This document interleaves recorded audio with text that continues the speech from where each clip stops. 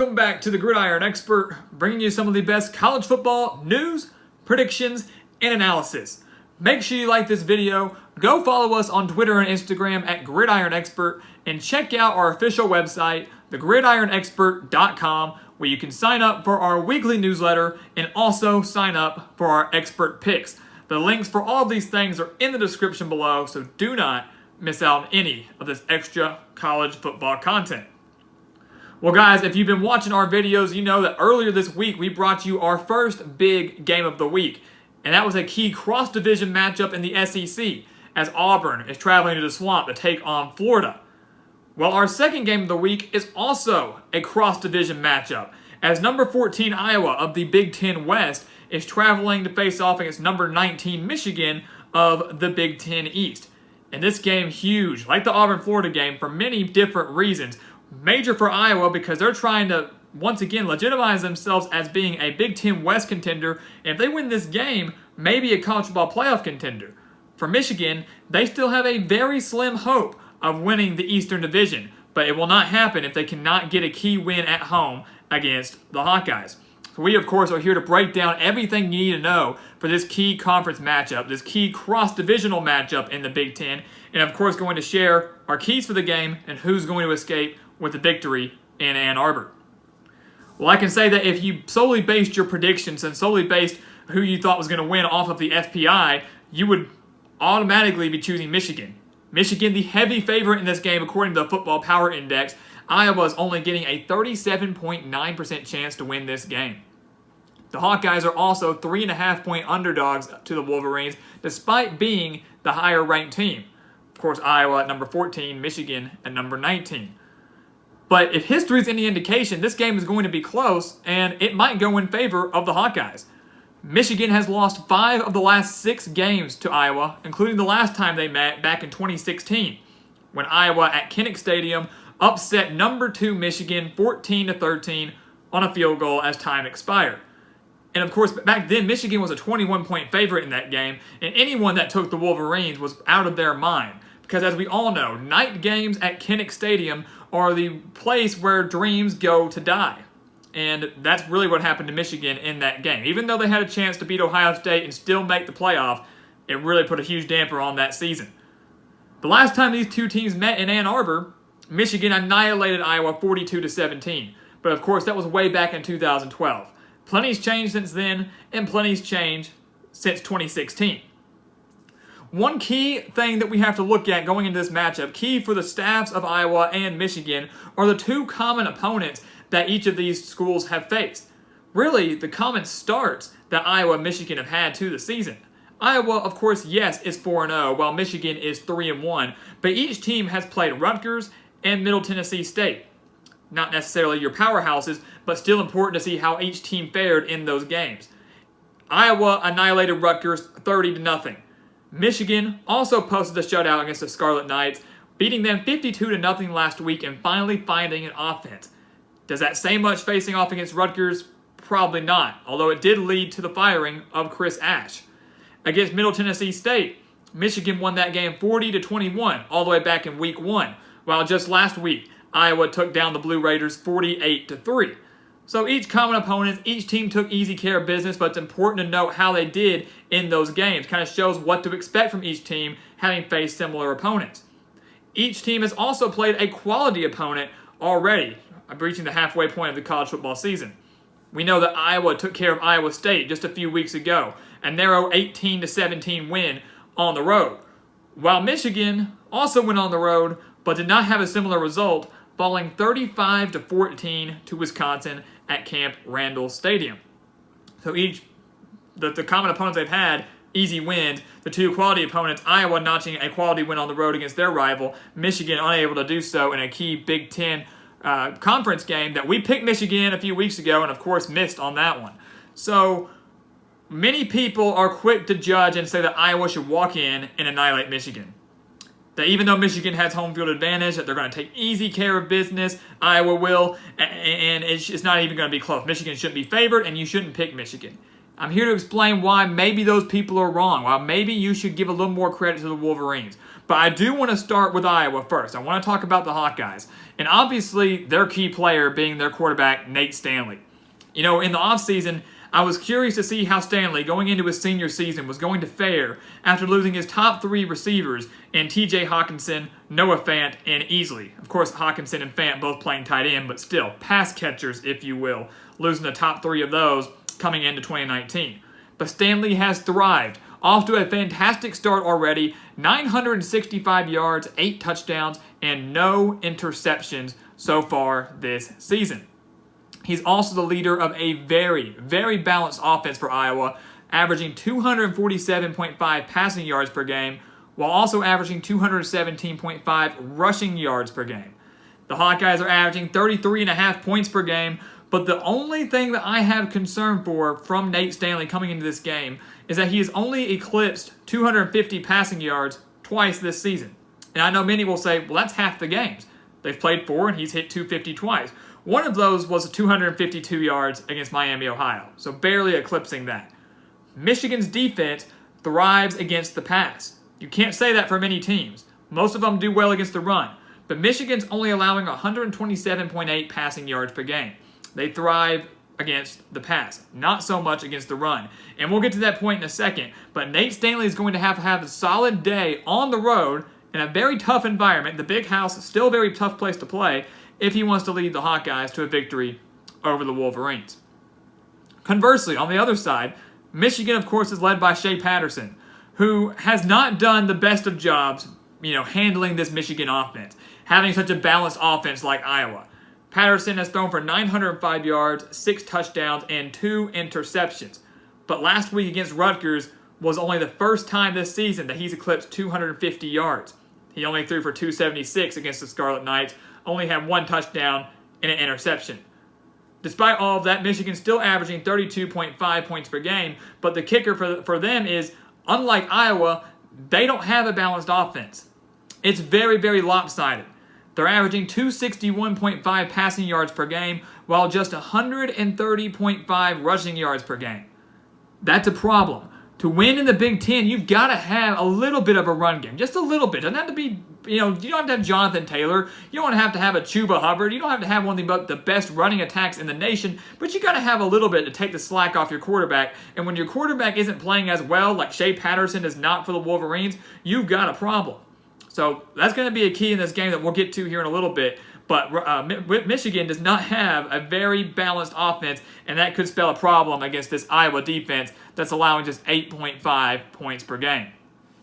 Now, Michigan did have 476 yards against Rutgers last week. That is something to know. A team that struggled offensively for the majority of this season, maybe they found their life against the Scarlet Knights.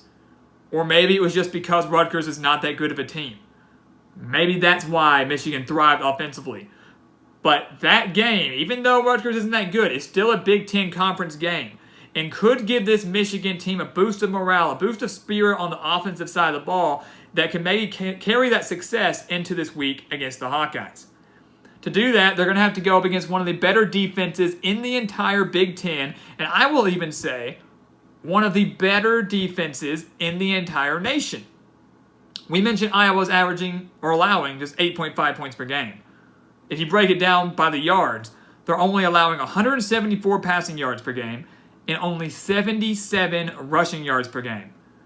Only 77 rushing yards per game. Michigan only averaging 130.5 rushing yards per game. So you can kind of forget about the running game for Michigan. If they want to win this game, they're going to have to win it through the air because they're not running the ball effectively in their previous 4 games, and I can bet you they're not going to run the ball effectively here against Iowa, who has one of the more stingiest running defenses in the country. Michigan, on the other hand, is allowing 19.3 points per game. Not bad, but not great, especially when you compare it to Iowa. This also includes a defense that's allowing 168 yards per game against the run. Doesn't sound like a whole lot until you realize they're going up against Mekhi Sargent of Iowa, who's averaging 5.5 yards per carry, and Iowa, as we mentioned earlier, as a team, is rushing for 217.5 yards per game on the ground. That's a problem. That's a problem for the Michigan defense, who I still think has plenty of potential, who I still think can be considered one of the better defenses in the entire Big Ten. Many will frown upon that. Yeah, they struggled against Wisconsin. We saw that. They shut out Rutgers. They didn't allow many points, maybe more than they should have, but didn't allow many against Middle Tennessee and Army, 21 each in both of those matchups. So the Michigan defense has got to step up in this game against a very balanced Iowa offense. And those are the keys for the game, guys. We're going to break those down right now and how Michigan or Iowa can each win this game. We'll start with the Hawkeyes, the road team. We'll give them the benefit of the doubt here. If they want to win this game at Michigan, first off, they have to make Michigan win on the ground. Shea Patterson hasn't been that impressive. Nate Stanley absolutely owns the quarterback advantage in this game. But I do think that he can put up some decent numbers through the air against Iowa's defense, against their passing defense at least. Obviously not against their run defense. But for Iowa, if they force Michigan to win this game on the ground, then it's going to be a surefire victory for the Hawkeyes. You take away the pass from Patterson, you make him stay in the pocket first off, because we know he has the ability to scramble and extend plays, but you keep him in the pocket, you force some mistakes, you rattle him early. Michigan's play calls against Army and Wisconsin were extremely, extremely conservative and pitiful, that if their coaching staff does not wake up and plays the way they do and call the plays like they did in those previous games, Iowa will run away with this game. I don't necessarily think that happens, but that's what Iowa has to do to have a chance to win. They also have to create turnovers. And that's common sense. You know, if you win the turnover battle, more than likely you're going to win the game. Not always, but more than likely. If Iowa can create turnovers against a Michigan team that's already turned the ball over 10 times in 4 games, once again, Iowa could run away with this game. Michigan turned the ball over twice against Middle Tennessee, 3 against Army, 4 times against Wisconsin, and then 1 last week against Rutgers, of course, an interception from Shea Patterson. So 4 turnovers, Iowa. If you want to win this game, force them early, force them often, especially on the road. Take the crowd out of it, helps you out big time, especially when you're playing at the big house. Now Michigan. How are you going to win this game? A game that really feels like a must-win game for you. A must-win game for the Wolverines. Jim Harbaugh's already on the hot seat. We know that. That horrible, horrible loss to Wisconsin put him on it. In a year that many expected Michigan to win the Big Ten East, maybe win the Big Ten, maybe make the college football playoff. That loss and that pitiful performance to Wisconsin put him on the hot seat and sparked some major concerns for this Michigan team. If the Wolverines want to win this game, obviously they got to take care of the football. I mean, the keys in this game are kind of opposite, guys. Iowa wants to force turnovers. Michigan can't create them. They've got to hold on to that football. Create some of their own defensively, but hold on to the ball. Iowa's only forced 6 turnovers this season through 4 games. Not that impressive. Not bad, but not that impressive compared to some other teams. It's only 6 this season. For Michigan also, we want Iowa, if they want to win, to make Michigan win on the ground. Michigan has to force Iowa to win through the air, which is a scary thing to say considering how good Nate Stanley is. But if Michigan takes away that running game from Iowa and forces Nate Stanley to win the air, where Michigan thrives for the most part defensively. They have better stats against the pass than they do against the run. Just look at the course of this season against teams like Army, teams like Wisconsin where they got scorched by Jonathan Taylor. Games like that, if they can force Nate Stanley to win this game through the air and they can hone in on the pass, I think Michigan has a better chance at winning this game. And I think they are able to do that. On top of that, to win this game, they need to create just a little bit. Not all the time. No, we're not talking Todd Grantham's defense at Florida here, but just a little bit of pressure against Nate Stanley. Michigan has only created 7 sacks this season. They've only forced 7 sacks in 2019. They need to create a little bit of pressure against Nate Stanley, rattle him early, create some pressure, disrupt him in the pocket. I don't expect Nate Stanley to be able to extend plays maybe as well as Shea Patterson can do. If Michigan can do that and they take away the run game, it'll be a very long day on the offensive side of the ball for Iowa. And I think that's what happens. I said back when we watched that Wisconsin game afterwards, I did not want to pick Michigan again. I didn't want to. But this to me, on top, for many reasons. First off, it's home field advantage. Second off, it's everything that we just listed here. Both teams, I think, stack up fairly well against each other. Iowa owns plenty of edges, I would say, on the defensive side of the ball and at the quarterback position. Certainly offensively, more so than Michigan. But I think home field advantage, the the pressure of this being a must-win game. Michigan staying at home. They played against Rutgers at home last week. They're coming back home this week. And maybe just finally finding that identity on offense after putting up nearly 500 yards of offense against Rutgers. I think this game is low scoring, but Michigan has enough to get the job done. They take care of business in a close one at home against Iowa in a game that's huge for Jim Harbaugh and his future with the Wolverines. If he loses, you can almost expect him to be out by the end of the season. Because keep in mind, Michigan has yet to face teams like Michigan State, Penn State, Notre Dame, or Ohio State. Of course, if Iowa wins, yes, they are absolutely Big Ten West title contenders. Yes, they are college football playoff dark horses. And yes, there's a very good chance that they could be 8-0 before they face off against Wisconsin on November 9th. That could very well determine the Big Ten West division. But I don't think that happens for the Hawkeyes. I think Michigan stays at home. I think they get a win over a quality Iowa team and maybe bring some new life to this Wolverines program that will keep their slim hopes alive for a Big Ten title.